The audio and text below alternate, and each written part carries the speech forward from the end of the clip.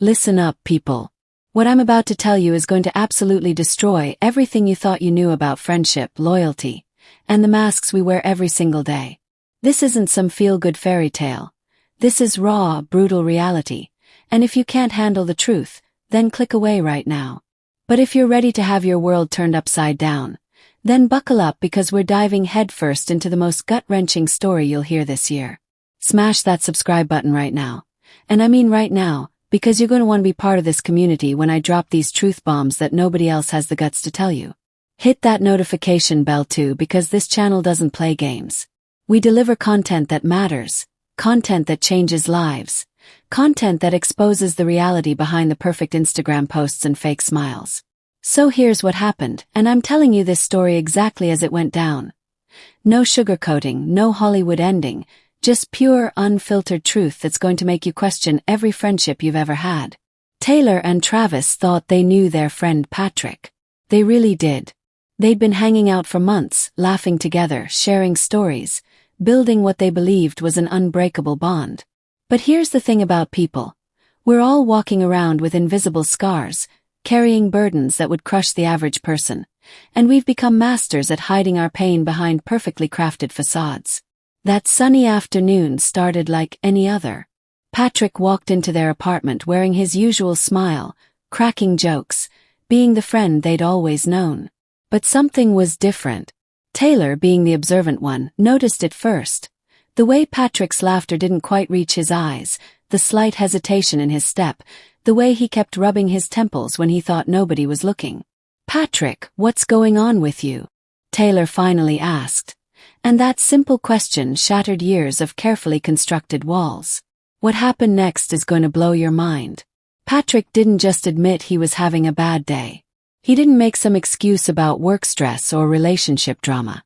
No, he revealed something so profound, so life-altering, that it changed all three of them forever. "I have fibromyalgia," he said, and those three words carried the weight of years of silent suffering. Now, before you think you know where this is going, let me stop you right there. This isn't some medical documentary. This is about the lies we tell ourselves and the people we love. This is about how we fail each other every single day without even realizing it. Travis and Taylor sat there in stunned silence as Patrick unloaded years of hidden agony. The constant pain that felt like someone was stabbing needles into every muscle fiber.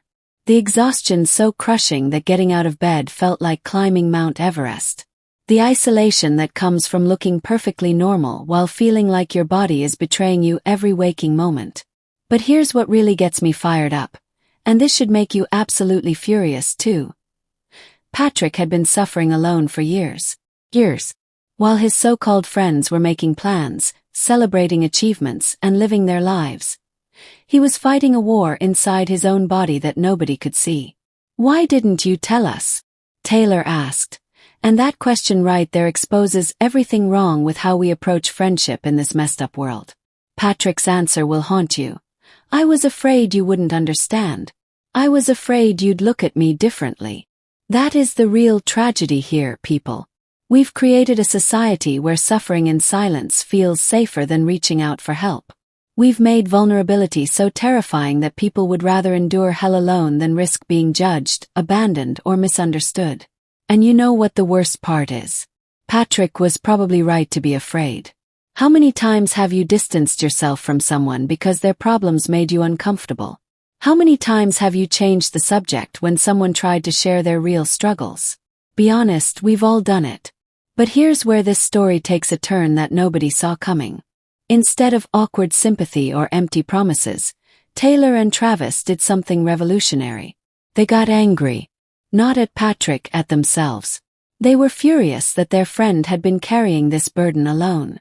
They were livid that society had taught him to hide his pain. They were absolutely enraged that they hadn't created a safe space for him to be vulnerable. That anger became fuel. They didn't just offer to help. They demanded to understand. They researched fibromyalgia until they could explain it better than most doctors. They attended support group meetings. They learned about pain management techniques. They restructured their entire friendship around Patrick's needs without making him feel like a burden. This is where most people would wrap up with a neat little bow about the power of friendship, but I'm not most people, and this isn't that kind of story. The truth is, Patrick's pain didn't magically disappear. The fibromyalgia didn't go away because he had good friends. The bad days still outnumbered the good ones.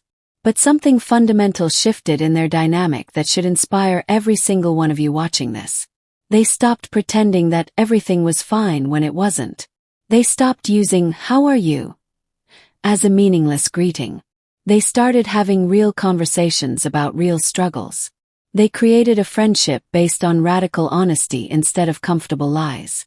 Patrick started sharing when he was having bad pain days instead of canceling plans with lame excuses.